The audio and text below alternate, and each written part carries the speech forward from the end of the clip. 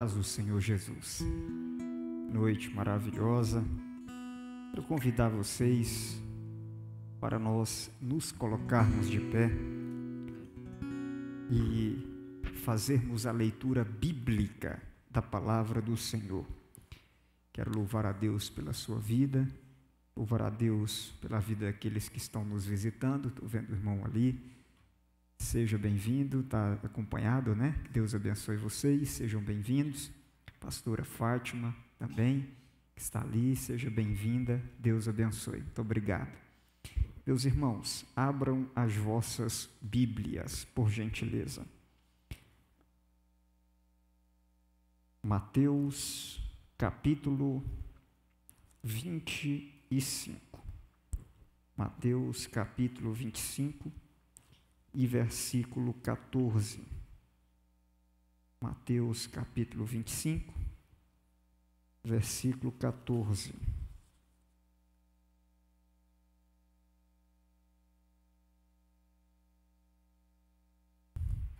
Mateus, Evangelho do Senhor Jesus Cristo, segundo escreveu Mateus, capítulo 25, verso de número 14, que diz assim: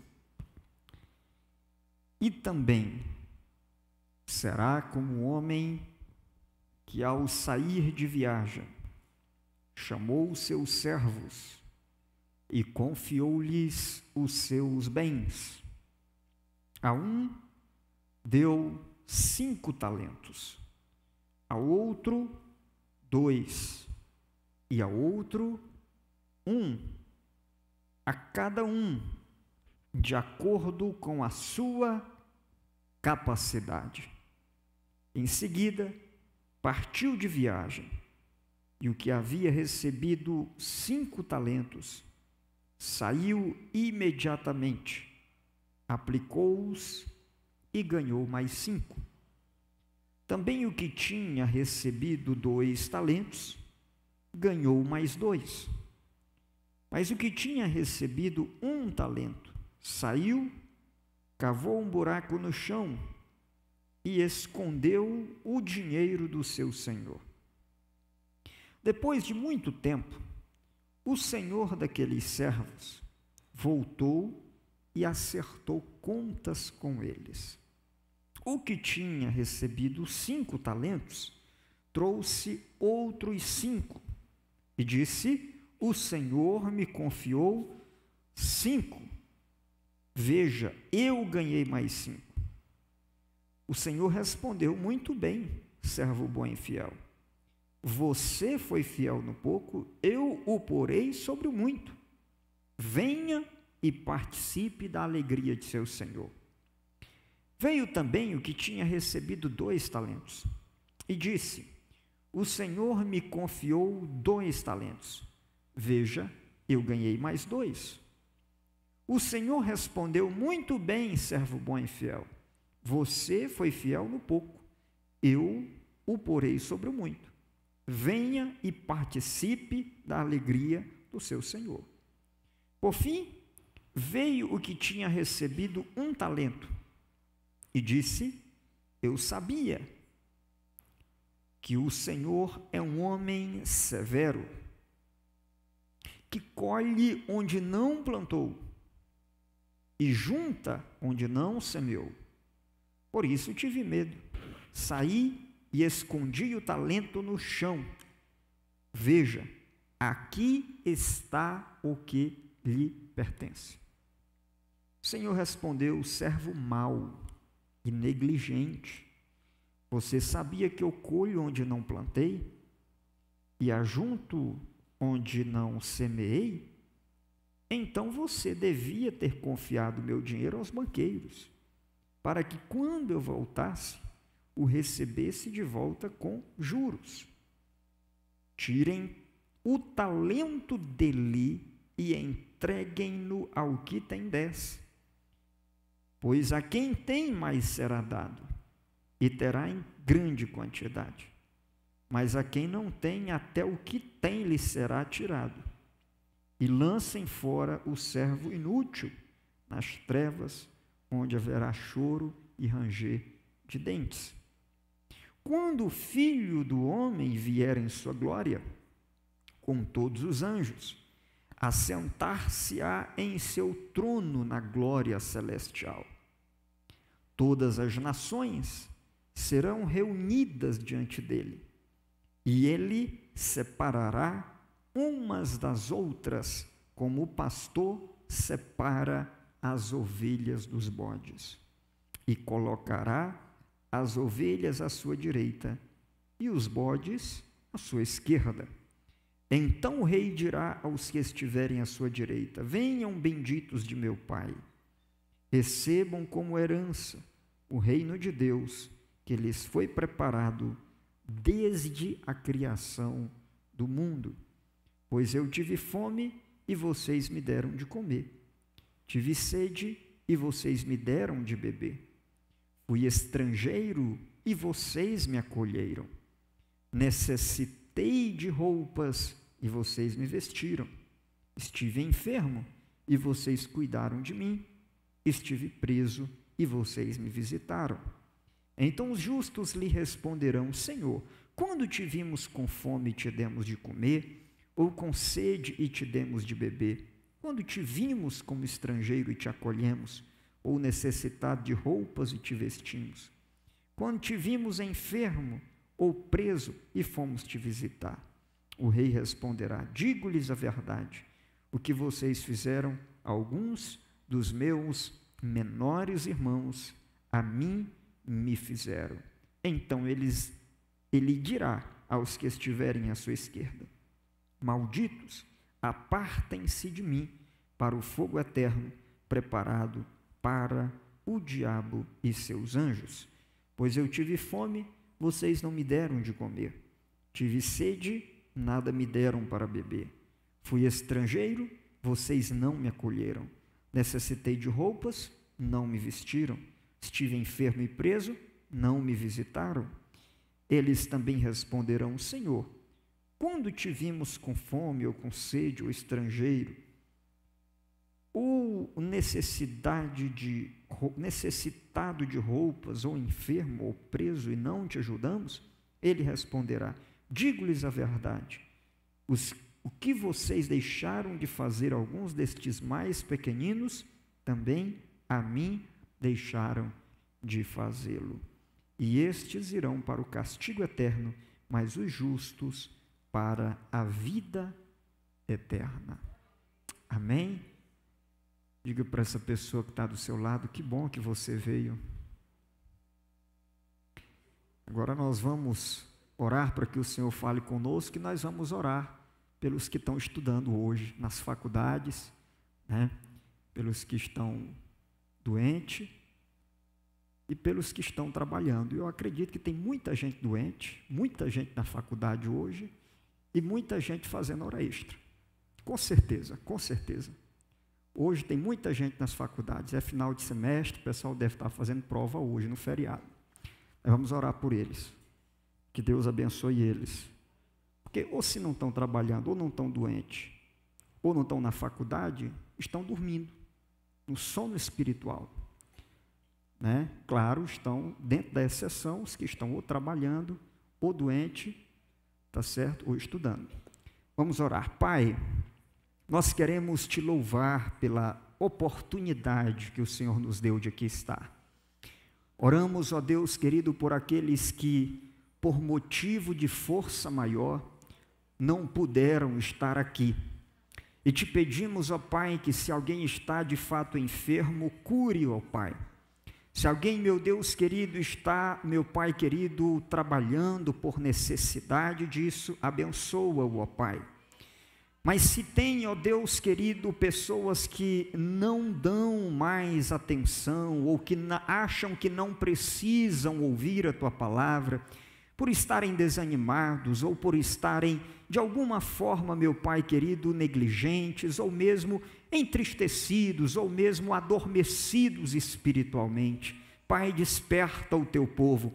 a fim de que possamos, ó Deus querido, estar vigilantes e atentos à tua santa e magnífica palavra, a tua volta, meu Deus, que é tão iminente. Desperta-nos, ó Deus, desperta o teu povo, faz-nos mais atentos, ó Pai querido, à oportunidade que temos de estar na tua presença. É o que nós te pedimos e te agradecemos.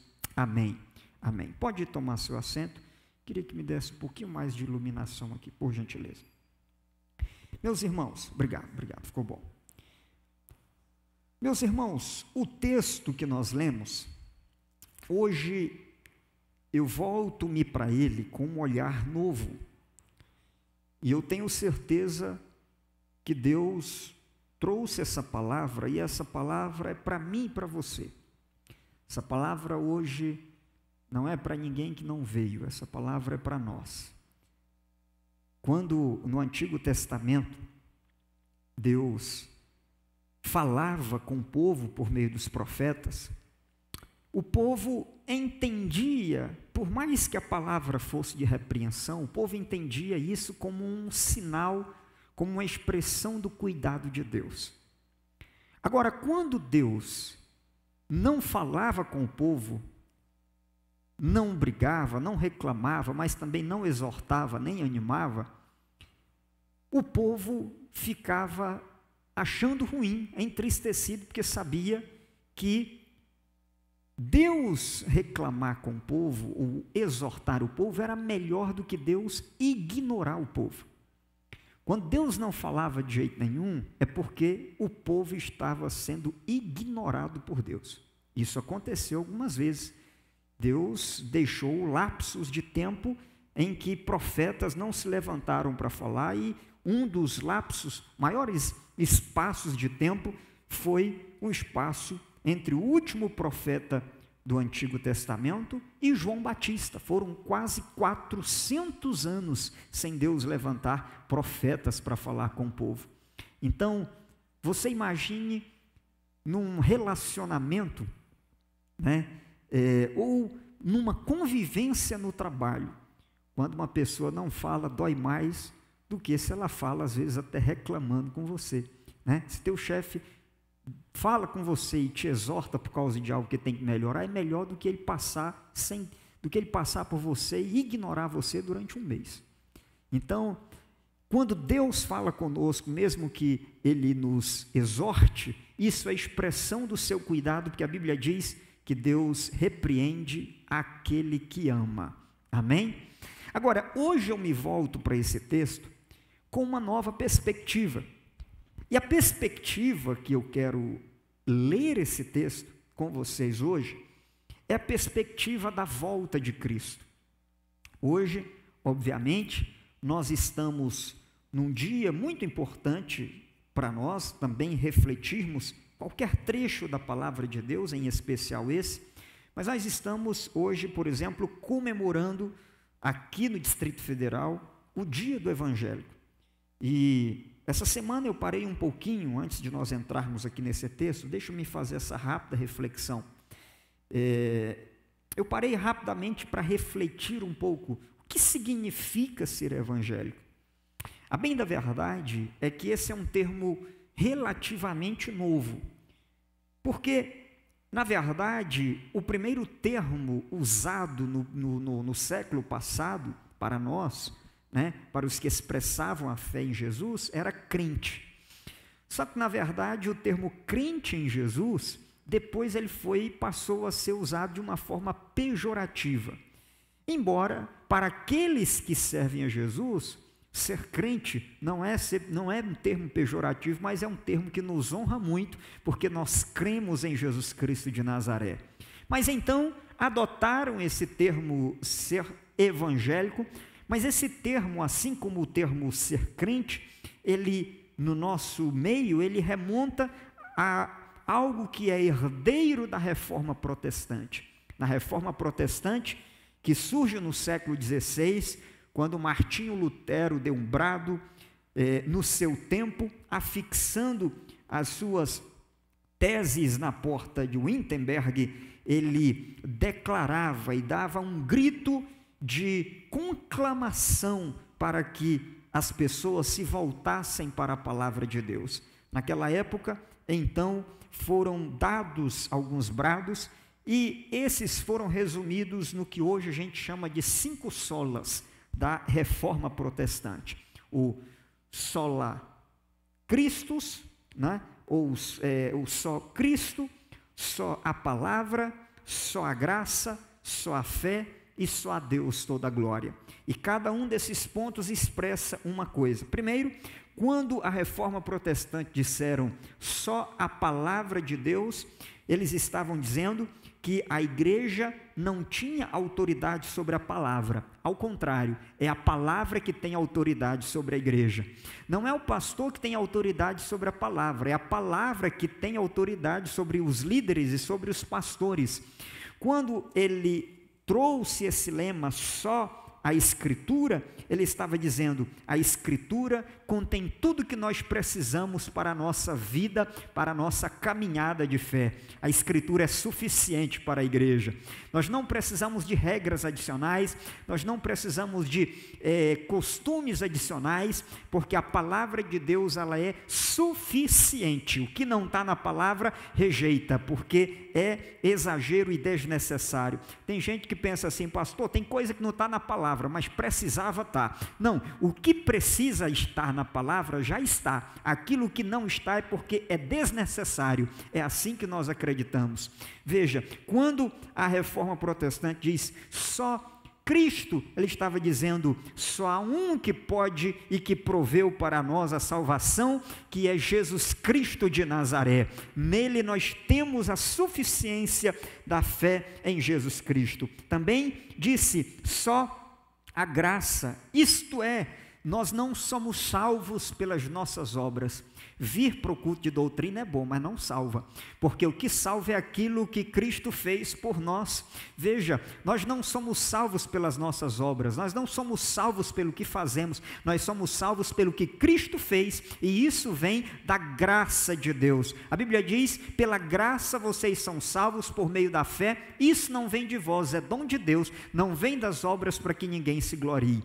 Mas a Reforma Protestante também disse, é só a fé. Isto significa dizer que o único meio para a gente se aproximar de Deus é por meio da fé. Ou seja, a salvação não vem da fé. Escute isso. A salvação não vem da fé. A salvação vem da graça de Deus. Mas a fé é o meio através do qual eu chego até essa fonte. O que é a fé? A fé é o estar diante de Deus de mãos vazias. A fé é a minha desistência da minha própria capacidade para dizer assim, Senhor, eu não confio na minha própria força, portanto eu confio em Ti. Se o Senhor quiser algo de mim, o Senhor tem que me dar primeiro para eu poder devolver para Ti, porque eu não tenho nada, eu sou pobre, eu sou miserável, eu sou mendigo, eu sou pobre de espírito, mas os pobres de espírito herdarão o reino dos céus.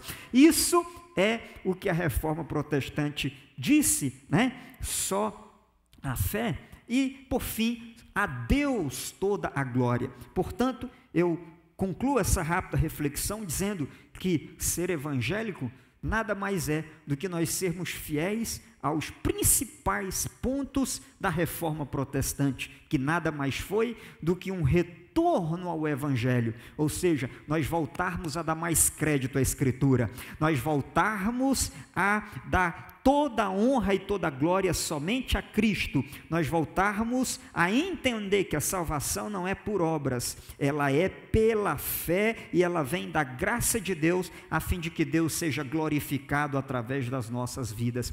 Ser evangélico é isso. Ser evangélico não é ter status, ser evangélico não é participar de uma grande comunidade, ser evangélico é valorizar a palavra de Deus, viver de acordo com a palavra, viver pela fé, viver dependendo da graça de Deus, viver em comunhão com Cristo e glorificando a Deus. Qualquer coisa que venha além disso, meus irmãos, é desnecessário para a vida cristã. E hoje, debaixo dessa reflexão, nós queremos voltar a meditar nesse texto sobre a parábola dos talentos, porque veja, nós já estamos aqui alguns dias falando sobre a volta de Jesus, e no capítulo de número 24, nós temos o maior sermão que foi ministrado pelo Senhor Jesus. É o sermão escatológico, o sermão que fala da volta de Jesus Cristo. Agora, observe que no mesmo momento em que ele ministrou esse sermão,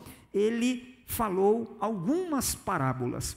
Portanto, essas parábolas que foram pronunciadas por Jesus, elas devem ser interpretadas à luz dessa temática que é a volta de Cristo. Nós não podemos dissociar essas parábolas deste tema importante que é a volta do Senhor Jesus. A primeira parábola nós já falamos um pouquinho sobre ela, ela está aqui dos versos 43 em diante. Depois a segunda parábola do capítulo 25 em diante, depois a terceira parábola do verso 14 em diante. Agora, observe comigo, Mateus capítulo 24, versículo de número 43. No capítulo 24, versículo 43, o Senhor Jesus, ele aparece como dono da casa. Repita após mim, dono da casa. Eu quero pedir, por gentileza, nesse momento, não converse com ninguém. Não converse com ninguém. Tá? Não converse com ninguém. Vamos lá. No versículo de número 43, olha só, ele aparece como dono da casa. No capítulo 25, entre os versículos 1 até o versículo de número 13, veja que ele vai aparecer como noivo. Veja o capítulo 25, verso 1, ele aparece como noivo. Mas no verso 14 até o verso de número 30, em especial o versículo de número 14, versículo de número 15, ele vai aparecer como Senhor. Coloque o verso 21. Verso 21 do capítulo 25, ele aparece como Senhor. Então observe, na primeira parábola ele é apresentado como dono da casa. Na segunda parábola ele é apresentado como noivo. E na terceira parábola ele é apresentado como Senhor. Então hoje nós vamos falar sobre essa parábola em que ele aparece como Senhor, que está a partir do versículo de número 14, que nós acabamos de ler. Não vamos fazer uma leitura novamente. Mas essa parábola, meus irmãos, o que para nós ela vem como novidade hoje?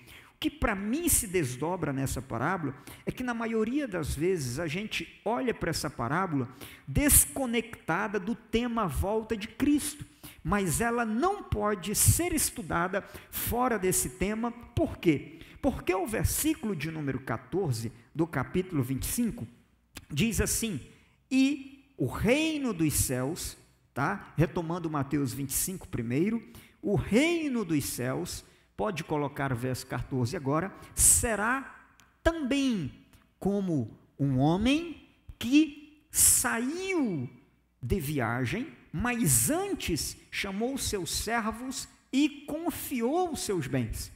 Veja, esse homem que sai de viagem, ele deve ser comparado àquele que por um tempo se ausenta, mas promete que vai voltar. No capítulo 25 ainda, no versículo de número 31, o texto diz assim: quando o Filho do Homem vier em sua glória, observe, o homem da parábola que se ausentou e voltou, deve ser comparado ou equiparado a este homem, ou Filho do Homem, do verso 31, que voltará em sua glória. Assim como o homem da parábola, ele volta de viagem e ele exige um acerto de contas, também o versículo de número 32, observe, vai dizer: todas as nações serão reunidas diante dele e ele separará umas das outras. Em outras palavras, aquela parábola dita por Jesus e que nós acabamos de ler, parábola que muitas vezes é erroneamente chamada de parábola dos talentos, e eu vou dizer por quê, que esse é um nome inadequado para essa parábola, mas essa parábola ela está relacionada diretamente com a volta de Jesus. Este homem que voltará em sua glória e se assentará em seu trono, ele chamará todos para que prestem contas diante dele. Portanto, a chave para nós abrirmos a porta da interpretação dessa parábola é entender que ela se refere à volta de Jesus. Ou melhor dizendo, ela se refere ao intervalo, olhe para cá, ela se refere ao intervalo entre a primeira vinda e a segunda vinda do Senhor Jesus. Como é que a igreja tem que estar entre a primeira vinda e entre a segunda vinda? Então, aqui a parábola vai lançar luz. Veja, que a parábola das 10 virgens, ela lançou luz sobre aquele momento que antecede o retorno do Senhor, aqueles segundos finais que antecedem a volta de Cristo. Como é que os eleitos, como é que os chamados têm que estar na iminência da volta de Cristo? Tem que estar com as suas lamparinas cheias de azeite. Só que esta parábola, ela não lança luz sobre os segundos finais antes da volta de Jesus, mas ela lança luz sobre o interstício, sobre o intervalo todo da minha vida e da sua vida antes do retorno do Senhor Jesus. Este homem, veja, e agora nós começamos a aplicar e a entender essa parábola. Este homem que se ausenta para uma viagem, ele faz algo antes de sair da viagem. Versículo de número 14, e eu quero que você também esteja com a sua Bíblia aberta, porque na sua Bíblia, obviamente, nós vamos ter expressões diferentes para o que nós temos aqui na NVI. Não tem como a gente abrir aqui todas as versões, mas eu sei que cada um, com a sua própria versão, vai poder, de alguma forma, ser enriquecido com os detalhes que uma ou outra versão traz a mais. Agora, o verso 14 diz que esse homem, ao sair de viagem, primeiro ele chama os seus servos e ele faz o quê? Ele lhes confiou. Como é que está na versão de vocês? O que ele fez? Qual é o verbo no lugar de confiar? Ele entregou. Em outras palavras, uma outra tradução possível, tem aí alguém que diz deu, ele entregou, ele confiou. Então o que ele fez? Ele entregou, ele deu, ele confiou aos seus servos, o quê? Os seus bens. De quem são os bens? De quem são os bens? É do Senhor. Os bens não são meu e nem seus. Aqui está o motivo pelo qual essa parábola foi mal interpretada. Eu vou explicar. Está no próximo versículo, que é o versículo 5. A um, ele deu o quê? Ele deu 5 talentos. 5 talentos. Então veja, olha aqui. A um, ele deu 5 talentos. A outro, ele deu 2 talentos. E a outro, ele deu 1 talento. Agora observe aqui. Ele tinha quantos servos? Ele tinha 3. Teve algum que ficou com nada? Teve algum que ficou sem nada? Sem coisa alguma? Teve alguém que ficou sem alguma coisa? Não. Todos receberam alguma coisa. Agora, qual é o problema da interpretação que fizeram nessa parábola? Porque o que é talento? Pastor, talento é um chocolate. Não é isso. Talento, olha só. Talento, na língua portuguesa, não tem nada a ver com o que o texto está dizendo. O que é talento na língua portuguesa? Quando você vira, especialmente o pessoal da música, né? Quando você vira para alguém assim que está indo bem, está deslanchando, você vira para alguém assim, esse garoto tem talento. Não é assim? O que a gente quer dizer quando a gente fala assim, fulano tem talento? O que quer dizer, Gabriel? Quando você fala fulano tem talento, a gente está dizendo o quê? Que ele tem uma habilidade natural dele, sim ou não? Uma habilidade que nasceu com ele, precisa ser aperfeiçoada, obviamente, pode ser aperfeiçoada, mas ele tem uma tendência, uma capacidade natural que veio com ele, sim ou não? Um talento para fazer alguma coisa. Olha, fulano tem facilidade para música, fulano tem talento, é entendido no português como uma facilidade, como uma inclinação, como um acesso que aquela pessoa tem para alguma coisa. Você diz assim, você olha para uma criança pequena, você fala assim, ó, essa criança tem talento para liderar, nasceu para liderar. Por quê? Porque a gente entende talento como uma capacidade natural que a pessoa tem. Mas o texto não está falando disso. E é por isso que chamar de parábola dos talentos está errado. Porque quando a gente fala assim, olha só, quando a gente fala assim, fulano tem talento e entende isso como algo que é próprio da pessoa, veja, por isso está a desculpa de alguns, eu não tenho talento para isso. Só que o texto não está falando de capacidade natural que cada um tem. O texto está falando de bens que não pertencem a você, pertencem a Deus e Ele entregou para você. O dono que vai fazer uma viagem, ele observa, ele diz assim, ó, ele deu cada um, a um 5, a outro 2 e a outro 1, de acordo com o poder de cada um. A capacidade em grego aí é poder, de acordo com o poder de cada um. O que é próprio de cada pessoa é a inclinação. Observe, o que tem capacidade para 5, ele deu 5, sim ou não? Isso é próprio. O que tem uma capacidade de lidar com 5, ele deu 5. Mas o talento que ele deu não é algo próprio da pessoa, é algo do Senhor. Você me entende? Tá claro o que eu estou querendo dizer para você é que o dom que ele para um dá 5, para outro ele dá 2, para outro ele dá 1, não é algo que nasce com você, não é algo próprio, mas é algo que Deus deu para você, de acordo com o que ele viu na sua capacidade de lidar. Existe a sua capacidade sim, mas isso não é o talento que Deus dá. O talento, porque aqui, gente, deixa eu explicar uma outra coisa. Sabe o que é talento? Talento, aqui é a tradução de uma capacidade de medida. Talento não é o nome de uma moeda. Talento não é necessariamente dom também.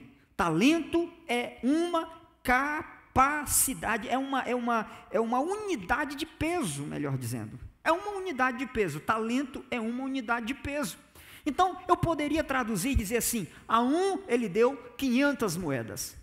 A outro ele deu 200 moedas, a outro ele deu 100 moedas. Tem gente que faz a conversão disso para o português, como se isso fosse fazer diferença na tradução e na interpretação da parábola. Não faz, por isso eu não vou nem fazer essa transposição para os valores de hoje, porque essa parábola está falando de outra coisa e eu quero aplicar isso com você. Mas eu quero que você observe primeiramente. Primeiro, não ficou ninguém sem receber alguma coisa. Sim ou não?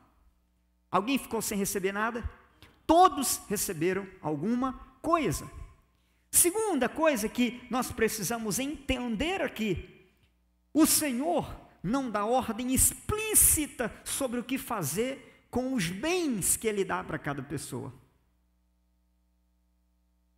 Ele não dá ordem explícita sobre o que fazer com o que Ele deu para cada pessoa. Depois, Ele respeitou a força de cada um. Existem duas palavras que em grego elas são muito parecidas. Eu quero que você, em português elas são bem diferentes, mas a gente fala assim, poder, repita comigo, poder, autoridade. A palavra para poder em grego é dinamis, de dinamite. Quem aqui já ouviu essa palavra? Dinamite vem de dinamis, vem de poder. E a palavra autoridade vem de um termo grego chamado exousia. Então, quando Deus diz assim, ó, quando a palavra de Deus diz assim, ó, eu vos dei autoridade para pisarem em serpentes e escorpiões, é diferente de quando o Senhor diz assim, vocês receberão poder ao descer sobre vós o Espírito Santo.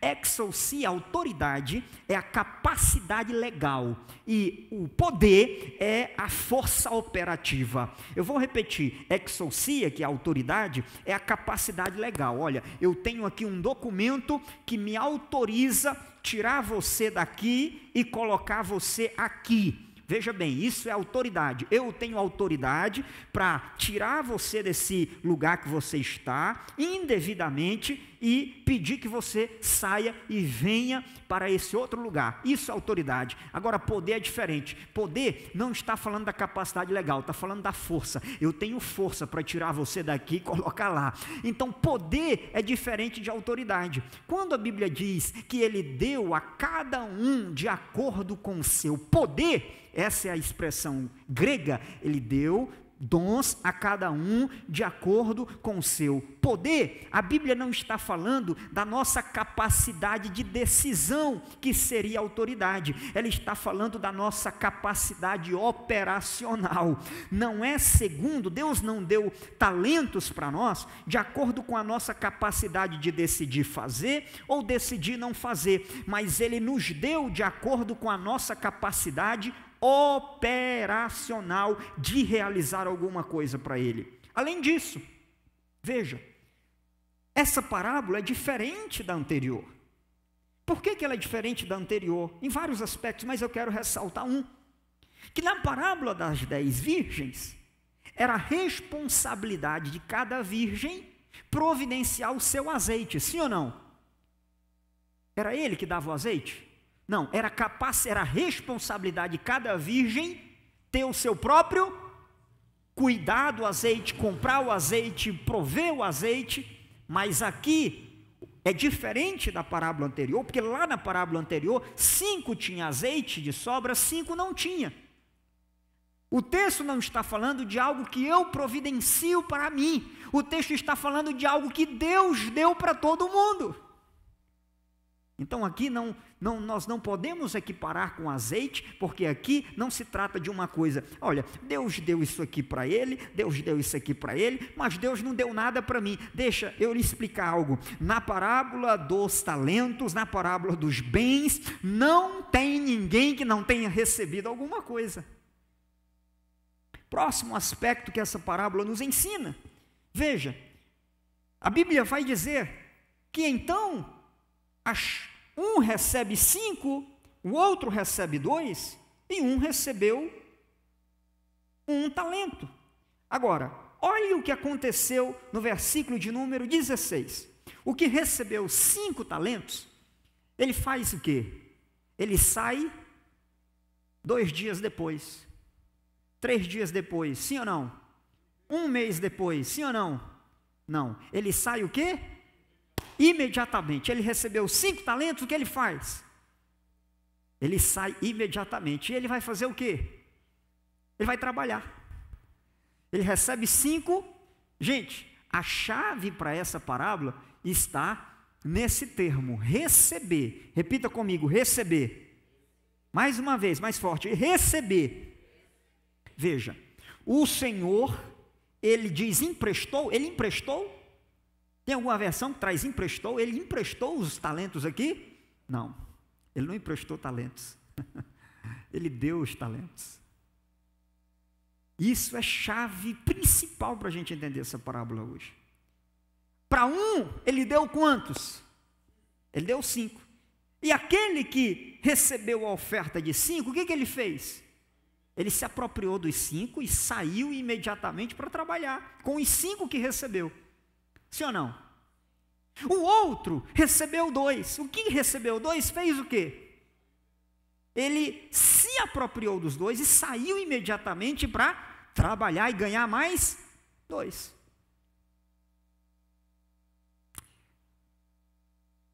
Agora passa o versículo para nós, por gentileza. Versículo de número 18. Olha o que a Bíblia diz. Mas o que tinha recebido 1, fez o quê?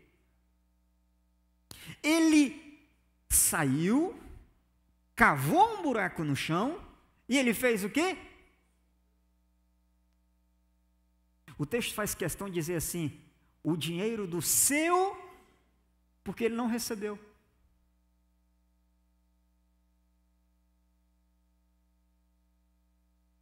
Preste atenção nisso. Quando a Bíblia fala do Senhor que viaja, meus irmãos, aqui tem uma coisa interessante. a chave para nós entendermos isso aqui é essa palavra dar, receber, e a palavra não receber, ou então esse servo malvado e preguiçoso, porque ele não entendeu que os talentos eram dele. O dono, sim, era proprietário, mas o dono deu a ele um talento. O talento era do dono, mas ele deu para ele um talento. E o que ele fez? Ele não entendeu o que recebeu. A primeira coisa que a gente precisa entender é que Deus não precisa de nada. Você pode repetir isso comigo? Deus não precisa de nada. Deus não tem falta de coisa nenhuma. Meus irmãos, quando Deus nos confia uma responsabilidade, não é porque Ele precisa.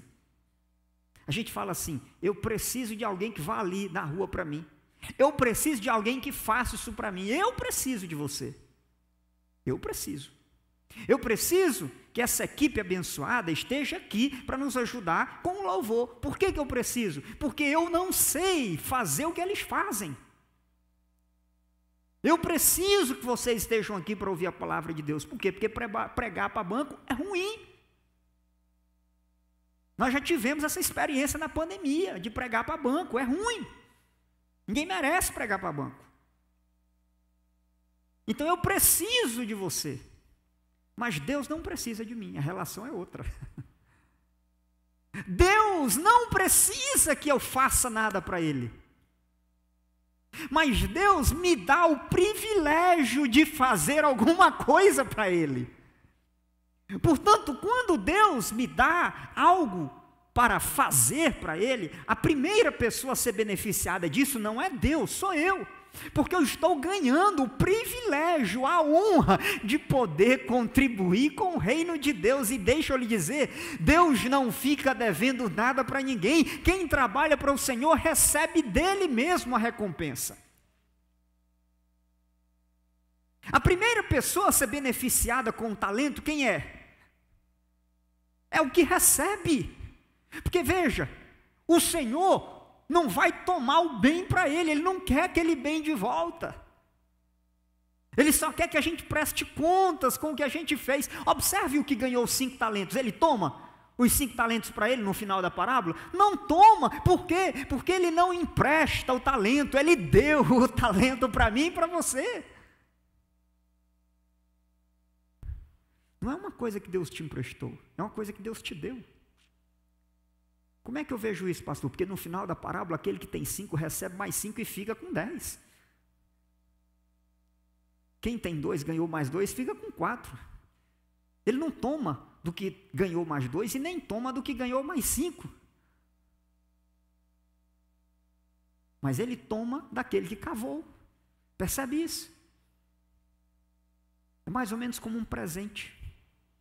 Imagina que você compra um presente para levar para o aniversário. E você chega no aniversário, gente, aquele presente que você comprou, você não pensou em você, você pensou na pessoa para quem você está presenteando, sim ou não?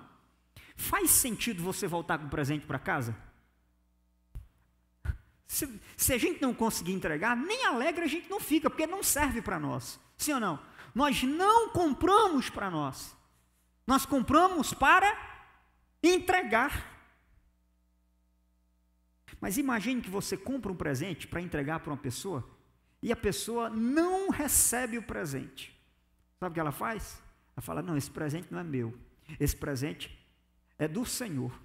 E eu vou devolver para Ele. Então eu vou pegar aqui e vou cavar e eu não vou tomar posse, eu não vou usar. Deixa eu falar uma coisa para você, os dons que Deus deu para nós, foi para nós usarmos, para nós sermos abençoados através, não tem nenhum problema você ser abençoado através de seus dons, não tem nenhum problema. O problema é você não usar, o problema é você não fazer, o problema é você não receber, o problema é você cavar o buraco achando que está fazendo algo bom. Então observe aqui, um homem que cava o buraco no chão, esconde o dinheiro do seu senhor. Depois de muito tempo, o senhor daqueles servos volta para acertar conta com eles. O que tinha recebido 5 talentos, trouxe mais 5 e disse: o Senhor me deu 5 talentos, eu ganhei mais 5. Ele não disse assim: eu ganhei mais 5 para ti. Não, ele não fala isso. Não precisa. Fala: eu ganhei 5, o Senhor me deu 5, o Senhor me deu, eu recebi, o Senhor me deu, está aqui na minha mão. Eu usei e ganhei mais 5. Isso é porque os dons que Deus te dá é para você usar e para você prosperar também com eles. O reino de Deus vai ser abençoado e você vai ser abençoado. Aí o outro diz assim: olha, está aqui, o Senhor me deu 2 e eu ganhei 2. Está aqui. Aí chega o outro versículo de número 24, que diz assim: por fim, veio que tinha recebido 1 talento e disse assim: olha, eu sabia que o Senhor é um homem muito severo, que colhe onde não plantou e junta onde não, por isso eu saí e escondi o seu talento no chão. Veja, aqui está o que é teu. Olha a linguagem que ele usa. Pode passar, nós já estamos adiante. Olha aqui, olha, deixa aí, olha o que ele diz. Veja que é só ele que usa essa expressão. Os outros não dizem assim: toma aqui o que é teu, ganhei mais 5, toma o que é teu. Não, eles não falam isso.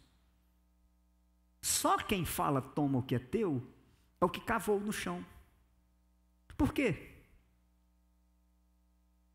Por que ele fala toma o que é teu? Porque ele não recebeu. Mas o Senhor não deu? Sim ou não? O Senhor deu para ele, sim ou não? Mas ele recebeu? Ele não recebeu. Então, como ele não recebeu, ele diz assim: está aqui, eu não recebi, está aqui de volta o que é teu. Eu não usei. Não tinha um problema em usar, não tinha um problema em ser abençoado com ele, não tinha um problema em abençoar a família toda com ele, não tinha problema nenhum. Porque era isso que ele quer. Ele deu, foi para a gente ser abençoado mesmo, com os dons que ele nos deu. Ele falou: não, eu não recebi, está aqui o que é teu, eu enterrei.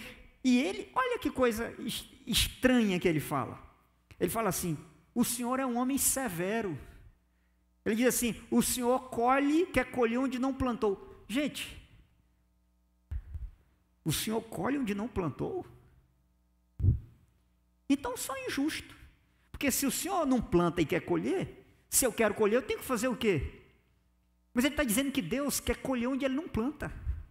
De que ele está chamando o Senhor dele? Olha, uma pessoa que não planta e quer colher, tem lógica o comportamento dessa pessoa? Porque você só pode colher o que você planta. Mas ele disse assim: eu sei que o Senhor é severo e o Senhor quer colher até onde não planta.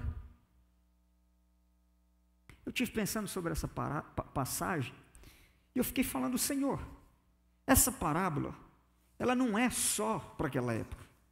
Essa parábola é para nós hoje. Porque, analise comigo, Deus deu inteligência para você e para mim. Deus nos deu inteligência e nós podemos refletir sobre essa palavra. Vem cá, ele diz assim: eu sei que o Senhor é muito criterioso. Na verdade, o termo que ele usa é mais pesado, né? Ele diz é severo. Por isso, eu tive medo. Em outras palavras, ele quer dizer assim: eu fui zeloso. Olha só, eu tive zelo. Eu fiquei com medo de perder o que o Senhor me deu. O que eu fiz? Eu cavei um buraco. Ele cavou um buraco porque ele era zeloso? Diga-se não. Ele não cavou um buraco porque ele era zeloso, ele cavou um buraco porque ele era preguiçoso. Veja a desculpa que ele dá. Primeiro, quando ele diz assim: eu cavei um buraco porque eu tive medo. Eu pensei nas pessoas que às vezes dizem assim: eu não tenho, pastor, eu não tenho capacidade. Irmãos, quem diz assim, eu não tenho capacidade, está entendendo o talento como algo natural, mas o talento não é algo natural, o talento é algo que Deus te dá. De fato, você não tem capacidade, eu não tenho, mas Deus nos deu talentos e Ele dá capacidade operativa para nós fazermos. Pastor, eu não tenho capacidade para fazer isso, de fato, mas Deus te deu. Então não confunda dom com habilidade. De fato nós não temos nada, mas Ele nos dá o que Ele quer que nós façamos na sua obra. Tem gente que diz assim, pastor, eu não recebi nada. Eu não recebi nada é como aquela pessoa que enterra. De fato, ele não tem nada nas mãos, porque ele enterrou. O que enterrou pode dizer assim, eu não tenho nada. Ele não tem nada mesmo não, porque ele não recebeu. Ele enterrou o que ele recebeu. E por que ele fez isso? Quando alguém diz, eu não recebi nada, pastor, eu não tenho dom nenhum. Meu irmão, você pode até não ter recebido. Agora, os motivos pelo qual as pessoas não recebem, quais são? Eu já ouvi muito aquela desculpa de gente falar assim, pastor, eu não vou fazer porque Deus não gosta das coisas mal feitas. A mesma palavra. Eu sei que o senhor é rigoroso, o senhor não gosta das coisas mal feitas, por isso eu fui lá e cavei um buraco. Eu prefiro, já viu aquele ditado? Pastor, eu prefiro não fazer do que fazer de qualquer forma. E aí não faz de jeito nenhum. Isso muitas vezes é uma desculpa para a gente não fazer nada. É verdade que Deus não gosta de nada mal feito, então faça bem feito. Mas tem gente que quer passar a imagem de zelo diante de Deus. E fala assim, não, eu não fiz nada, eu enterrei, eu guardei, porque o Senhor não gosta de coisa mal feita, então eu preferi não fazer. Meus irmãos, isso não é zelo, isso é preguiça. O zeloso faz bem feito, o preguiçoso não faz de jeito nenhum. Só que a preguiça, ela se disfarça com outras virtudes. A preguiça, ela quer se disfarçar com outras virtudes. Enquanto o talento está enterrado, aquela pessoa que enterrou o talento, ela está fazendo alguma coisa ou ela está parada? O talento está enterrado, ela está fazendo alguma coisa ou está parada? E os outros estão fazendo o quê? O que ganhou 5, está fazendo o quê? Está trabalhando. O que ganhou 2, está fazendo o quê? Está trabalhando. E o que diz que não tem nada, porque o que tem não pertence a ele, é do Senhor, ele está fazendo o quê? Está parado, não está fazendo nada. Então, quando o Senhor Jesus fala dessa parábola, o Senhor Jesus está dizendo que até a sua volta, nós precisamos fazer alguma coisa, porque vai chegar o dia que Ele voltará com seus anjos, vai reunir as nações ao redor dele, no versículo de número 32, e Ele exigirá que nós prestemos contas.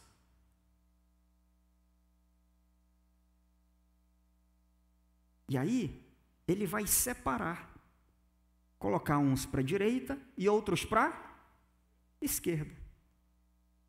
O versículo de número 35 dessa parábola vai explicar o que significa, o que Ele quer que nós façamos. O que Ele quer? Pastor, ficou claro para mim que o Senhor deu algum talento para cada um. Agora, o que significa esses talentos? Significa o que Ele explica a partir do verso 35.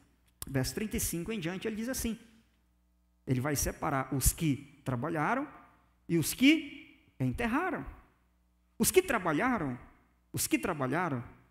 Ele dirá o quê? Então, verso 34, o rei dirá aos que estiverem à sua direita, venham, benditos de meu Pai, recebam como herança o que lhes foi preparado desde a criação do mundo. É a mesma palavra que ele lá, o Senhor, disse para o servo, servo bom e fiel, entra na alegria do teu Senhor. O servo bom e fiel é o servo que fez o que está a partir do 35. O que está a partir do 35? Ele diz, eu tive fome, e vocês o quê? Me deram de comer.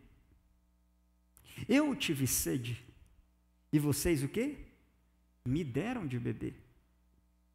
Eu fui estrangeiro e vocês me acolheram. Eu precisei me vestir e vocês me vestiram. Eu fiquei doente e vocês foram lá no hospital me visitar.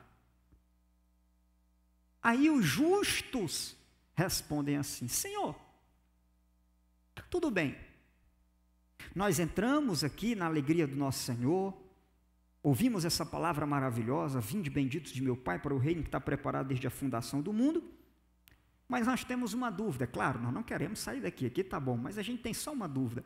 Pois não? Qual é a dúvida? Senhor, quando foi mesmo que nós te vimos com fome e te demos de comer, ou com sede e te demos de beber, ou te vimos estrangeiros e te acolhemos, ou necessitado de roupa e te vestimos? E o verso 39 responde.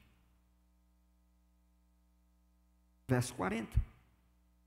O que vocês fizeram? O que vocês fizeram? Pega o dedinho assim, ó. Olha para o lado, aponta para o lado, aponta para algum lugar, mas aponta para o banco não, aponta para alguma pessoa aqui, para alguma pessoa, para qualquer lugar aqui, onde tem gente, alguma pessoa. Aí a Bíblia diz: o que vocês fizeram a um destes pequeninos,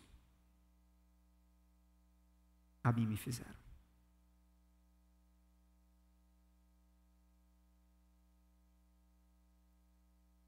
Percebe isso? A gente precisa entender, meus irmãos, que a nossa tarefa aqui até o Senhor Jesus voltar é cuidar de pessoas. Nós precisamos entender o Evangelho nessa perspectiva. Se a gente não entender o Evangelho desse jeito, vir para cá na quinta, ou vir para cá no domingo, não faz sentido nenhum. Se a gente não entender o Evangelho desse jeito, bater o ponto aqui em todas as atividades da igreja, não faz nenhum sentido. Porque o texto não diz assim: vocês fizeram isso quando vocês participaram de todos os cultos da igreja. Participar dos cultos é importante, porque aqui a gente aprende o que é Evangelho. Tem gente que não sabe o que é isso aqui. E é aqui que a gente aprende, para a gente poder sair e fazer. Mas aqui é um lugar de treinamento, para a gente sair e colocar em prática. Mas tem gente que só quer colocar em prática aqui dentro, e às vezes até aqui dentro a gente não põe em prática. Tem gente que senta do seu lado 5 domingos e sai daqui sem a gente falar com eles. Sabia disso? Esses dias eu recebi um casal que veio, falou: pastor, vou congregar aqui. Eu não sei nem porque que eles disseram que vão congregar aqui. Eles disseram que estão vindo aqui há 4 meses e ninguém percebeu eles. É muita determinação, porque se fosse eu, não ficava. A gente faz um momento de confraternização aqui no domingo. Às vezes a gente precisa falar para as pessoas no microfone: veja essa pessoa que está do seu lado. Porque se a gente não fala, às vezes não há uma iniciativa nossa de olhar para o lado, de procurar quem que é a pessoa que não congrega aqui, para a gente ir lá e abraçar. De ver quem é a pessoa que está doente, para a gente ir lá e visitar. Eu sei, eu não estou generalizando, tem gente que faz isso, mas são poucos. De 200, tem 3, 4, 5 que fazem isso, no máximo. Mas o Evangelho é isso aqui. Evangelho não é só: pastor, eu pensei que o senhor estava falando disso aí para eu poder aceitar o cargo do final do ano. Não, não preciso disso não. Eu não preciso disso. Eu não estou nem um pingo preocupado. Pastor, eu pensei que o senhor estava pregando essa palavra aqui para me convencer, para me comover para eu aceitar o cargo no final do ano. Você está muito enganado. Você achar que eu preciso desse recurso. Meu filho, minha querida, essa obra aqui não é minha, ela é de Jesus. Não sei nem se eu passo no final do ano, como é que eu vou ficar preocupado? Olha, a minha preocupação, deixa eu dizer uma coisa para você, a minha preocupação aqui, a minha preocupação é fazer aquilo que o Senhor manda eu fazer aqui.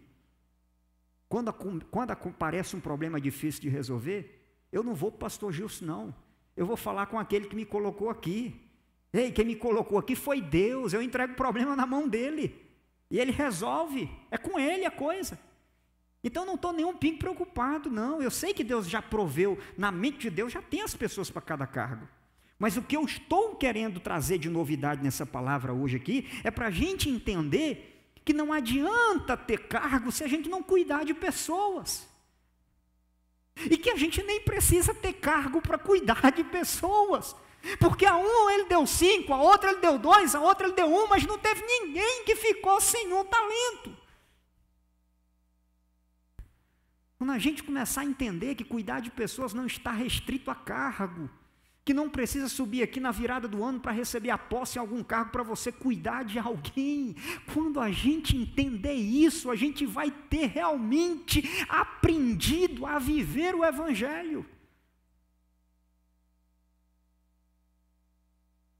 Cuidar de pessoas é minha responsabilidade, sim. Eu sei que é minha responsabilidade, eu não me abstenho dela, não. Eu procuro fazer, às vezes eu não faço como eu gostaria de fazer, mas eu procuro fazer. Mas o problema é que a gente entende que evangelho é o pastor cuidar do rebanho, ir no hospital, visitar e etc. E o líder fazer isso. Nós não, nós só temos que ser visitado. Aí tem gente que zanga quando não recebe uma visita, mas você já visitou quem na vida? Ah, não, mas eu não sou líder. É? Então você entende que o evangelho é só para líder? Porque aqui ele não está falando os líderes que estiverem no céu. Não, ele está dizendo, versículo de número 37, põe verso 37 aí. Os justos. Os justos. Está falando de líder, está falando dos salvos. Os justos vão perguntar, Senhor, quando foi que nós te vimos com fome e te demos de comer? Às vezes aparece alguém necessitado aqui, aí todo mundo corre, fala com o pastor, fala com o pastor. É só o pastor que tem a obrigação de alimentar um faminto. Né? É só o pastor que tem a obrigação de tirar R$20 do bolso e ajudar alguém que precisa. Você não tem essa responsabilidade. É só eu que tenho. Mas não tem problema, manda para mim. Pode mandar. Mas o que eu quero que você entenda é que ser evangélico não é carregar uma carteirinha de crente no bolso. Ser evangélico é viver o evangelho. Porque senão você está desfrutando do feriado de graça, porque ele não serve para você. Quando foi que te vimos com fome? Quando foi que nós fomos no presídio? Quando foi que eu fui no hospital? Precisa pôr no grupo não, irmão. Você vai lá e faz. Você vai lá no hospital e visita. Pastor, não está no hospital, mas tem na casa. Vai na casa, que tem gente doente aqui na igreja. Mas a gente não visita. E não visita nenhum líder. Agora, se a gente cair doente, o líder não visitar, pronto, meu Deus do céu. Acabou, quero minha carta. Quero minha carta. Paro de dizimar, paro tudo, peço para sair da igreja. Por quê? Porque você não entendeu o evangelho. Você acha que o evangelho é para você ser servido. O evangelho não é para você ser servido, o evangelho é para você servir. O evangelho não é para a gente ser servido, o evangelho é para a gente servir as pessoas. Porque o evangelho está dizendo assim, quando você serve um doente, quando você alimenta um faminto, não sou eu posso até nem ver. Mas quando você chegar lá, você vai dizer, Senhor, quando foi que eu fiz isso? Ah, aquele dia eu comi uma refeição maravilhosa. Senhor, como assim? Você não lembra? Não, eu não lembro. Sério que você não lembra? Não. Como que você não lembra? Não, não lembro. Ah, entendi. Eu sei porque que você não lembra. Aí ele fala, fulano, vem cá. Aí fulano vem. Você lembra dessa pessoa? Lembro. Então eu estava nele. Você lembra dele? Lembro. Não, dele eu lembro. Eu dei uma refeição para ele. Pronto, você deu para mim. Porque eu estava nele. Fulano, vem cá. Você eu não lembro se você está doente. Vem cá. Você lembra de ter ido naquele dia na UTI, porque você visitou esse irmão aqui? Lembro. Dele eu lembro, do senhor não. Mas eu estava nele. O que você fez para ele, você fez para mim. E eu recebi aqui. E eu estava olhando. Porque a gente tem a impressão que o Senhor fica olhando para nós quando a gente está aqui. Se Deus fizer, Ele é Deus. Se não fizer, né? Ele também olha isso. Mas não é só isso. Aquela adoração que ninguém vê. Aquela que você sai da sua casa, pega o carro, liga para o irmão, diz que vai na casa dele, vai lá e visita, leva uma palavra, leva um hino. Essa ele vê. Mais do que aquela que a gente faz aqui dentro. Sabe por quê? Porque aquela que a gente faz aqui dentro, ela tem que ser apenas um reflexo daquilo que a gente faz lá fora. Vamos ficar de pé. Passou muito tempo. Tem um lanche que nós preparamos para todos vocês. Sei que hoje é feriado, mas amanhã é dia normal. Nós vamos trabalhar normal amanhã, né? Então, não vamos fazer vigília aqui não. Meus queridos, que Deus abençoe vocês. Guarde essa palavra, porque essa palavra, ela vem de Deus para o seu coração. Amém? Tá? Não fique zangado comigo não. Fique grato a Deus, porque Deus está nos corrigindo para nós morarmos no céu. Tá bem? Outra coisa, tem um lanche aqui para nós, tá? Que já está pronto, é gratuito, tá? É gratuito, é 0,800. Então, passe ali, pegue seu lanche, né? Exatamente, sábado, meus irmãos, às 18 horas, nós teremos aqui um culto infantil, tá? Vai ser um culto mais rápido, não vai demorar, vai ser um culto de 1h30, mas nós esperamos que os irmãos venham, tá? Não vai atrapalhar seu programa da noite, seu passeio, pode vir. Quando der no máximo 7h30, nós garantimos que o culto vai estar terminado, tá bom? Mas passe aqui, ajude as nossas crianças, faça-se presente aqui, tá bem? Domingo é a nossa escola bíblica dominical e domingo à noite o nosso culto, tá bem? Nossa ceia no mês que vem não vai ser dia 3, vai ser no dia 10, tá certo? Então é isso, vamos orar. Pai, muito obrigado por essa palavra que o Senhor trouxe ao nosso coração. Nós queremos, ó Deus querido, entender, meu Pai querido, e colocar em prática o Evangelho. Pai, nós queremos entender, Senhor Jesus, e incorporar na nossa vida aquilo que o Senhor colocou, que o Senhor deseja e espera de nós. Pai, muito obrigado pela Tua palavra.